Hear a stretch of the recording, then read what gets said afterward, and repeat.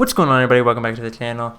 In the last video, you guys seen the menu screens and the layout of the Black Ops Cold War beta. Today we're going to be taking a look at the settings, popping straight into things. There's a ton of new things different from the alpha. So starting things off, you have the input device, so you could plug in a control or keyboard and mouse if you wanted. I'm going to be using controller. You have the horizontal and vertical stick sensitivity. I'm not changing these right now just to get a little feel for it because I haven't played the beta yet. As you can see, I'm still rank 1. The ADS sensitivity I put down to 0.7. So one thing to note is that you can't change this at one step at a time. It goes up by a tenth of a time. You can't change the hundredths. So it goes up by a tenth at a time or down a tenth at a time, depending on which way you're going. I have my ADS stick sensitivity high zoom. This is with scopes. Gives you a nice little picture here in the side. 0.9. Button layout default. I have that default. Invert vertical look disabled. Controller vibration, disable it. It makes your shot a little bit better, but if you're someone who likes to be immersed into the game, maybe leave it enabled. Slowdown and strafing aim speed. So if your strafe aim assist affects your movement while aiming at enemies to help you stay on target, I have that enabled. Not really sure how that works. Airborne mantle behavior, I had that on automatic.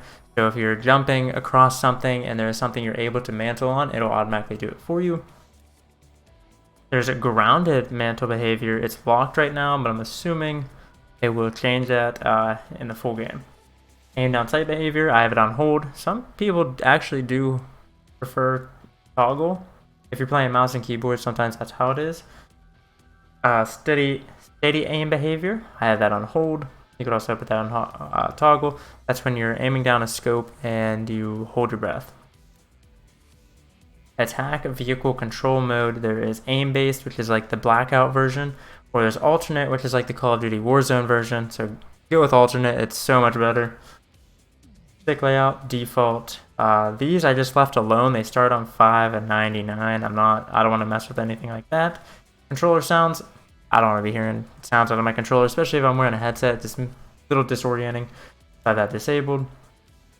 You can have an auto move or an auto sprint, and then there's a sprint behavior. I just have it on go to. Sprint cancels reload, I do have that enabled. I may disable it, but that's a personal preference setting for you there. Equipment behavior, I have that on hold. Graphics, now this is brand new to Call of Duty on console. What we've been asking for forever. Field of view, you can change this one at a time. The default setting is 80. You can actually go down the whole way to 60 if you want, and the whole way up to 120. You might be like, what is field of view? This picture to the right is a very clear picture. If you have it set the whole way to 120, you'll be able to see a wider range of view of things without ever moving your character. Now, one thing to note is if you have it on 120, your frames may drop a little bit. But I haven't tested it out, haven't had a chance to play the game yet.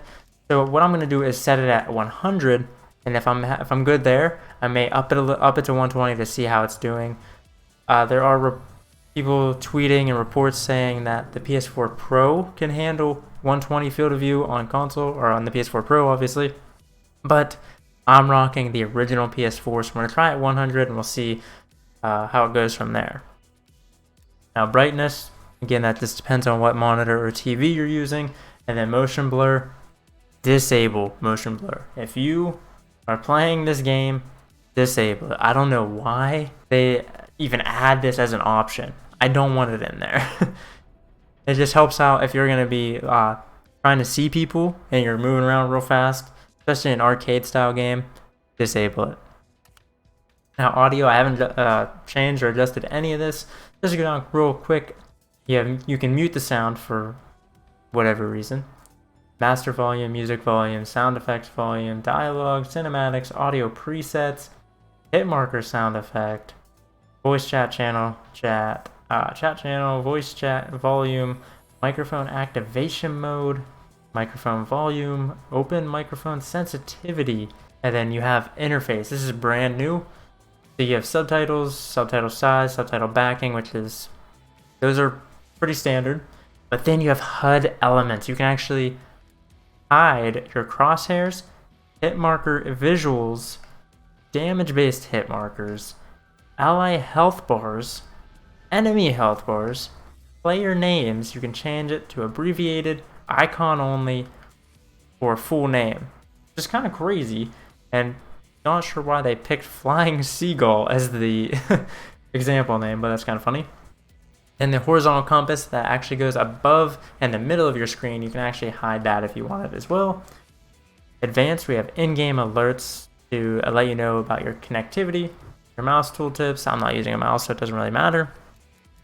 But that is that. And you can also do your keyboard shortcuts if you had a keyboard and mouse. And then you obviously have your account and network info, which I'm not going to show on camera, but those are a quick rundown of all of your settings here in the Call of Duty Cold War beta. If you guys did enjoy, leave a like on the video. Comment down below what else you want to see here while the beta is going on. I'll try to make a video on it for you guys. Don't forget that subscribe button, turn on the bell for notifications. As always, guys, if you enjoyed, tell your friends to notify me. I provide Dash on all major social media. That's Twitter, Twitch, Instagram, and YouTube.